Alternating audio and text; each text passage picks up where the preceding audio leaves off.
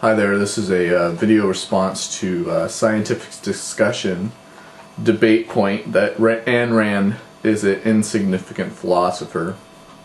And the criteria by which she is an insignificant philosopher is that she makes no appearances in professional references or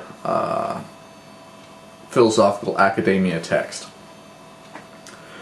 I have to find this just hilarious, and no, I do not wish to participate in the debate structure, because the whole point about Ayn Rand is not how she communicated to others, but that she communicated to others. And that's actually why I'm not participating in the debate, because I understand that.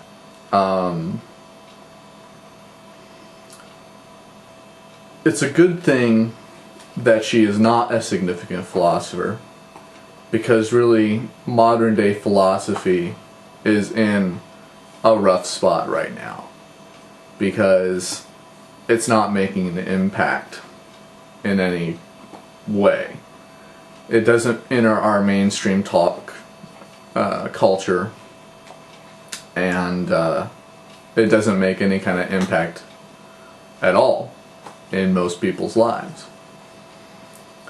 So it's a good thing that she's not a modern day philosopher. It's a good thing that she's just remembered as a modern day thinker, because she wasn't seeking validation of what she was saying by others. If she had entered her ideas in a peer-reviewed paper, then she'd be a philosopher, because that's what philosophers do. But the fact is that she didn't write any of her books or any of her text for the purpose of getting a badge on her chest that says, I have entered professional academia and what I have to say is worth.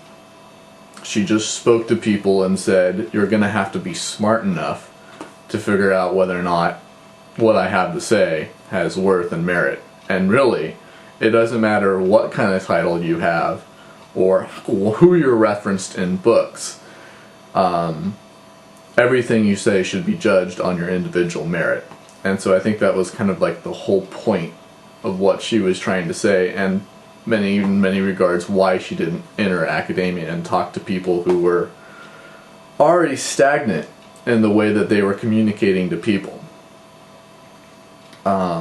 If you really think about it, Ayn Rand has had more significant impact in thinking and philosophy than modern philosophers do on a general basis. So is she significant to philosophy? Yes, because philosophy is not about a PhD. It's not about how many times your name has been used in a reference. It's just about whether or not you think about your life and what motivates you, and whether or not you can influence others based on the actions and your words in concert. I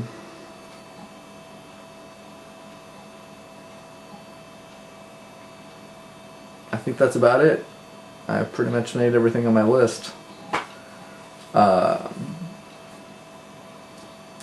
So I think it's really kind of funny that, you measure value by the value of what you said by how many other people just reference you.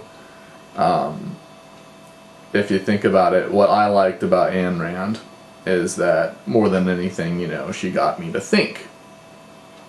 I don't necessarily believe in all of her tenets, but I definitely believe that she's right in many respects, that when you hear something, it doesn't matter necessarily what the source. It can be wisdom coming from the most unlikely place. Your 5-year-old might not have a philosophy degree, but he can definitely teach you about life if you're willing to listen. I think when she kind of held that her premise of self-evidence to be supreme, which I think is the really way we should go about it as natural thinking human beings. If your philosophy doesn't make sense to you unless you read 20 books, you should probably throw it out the window. The premise of enlightened self-interest and being an individual, not a collective thought, part of the collective thought process, because really human beings are not a collective mind, we are individual minds. So I kind of like that. And also the power of self-evidence is even in our Constitution, like in the Constitution we hold these truths to be self-evident. Now, whether you want to argue philosophically about the reality of self-evidence as far as truth and lies go and perception, that's fine. You can talk about that. I'm cool with that, because it's an important discussion. But we as human beings naturally identify with certain ideas, and being an individual and seeking personal identity and what motivates us to do the things we do, and why is there a need for a moral code.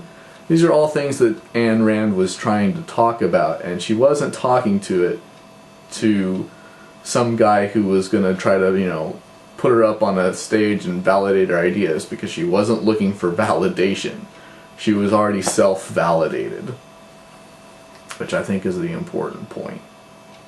So anyway, I think it's interesting that you measure significance and value by how many medals you have, because that's all it is.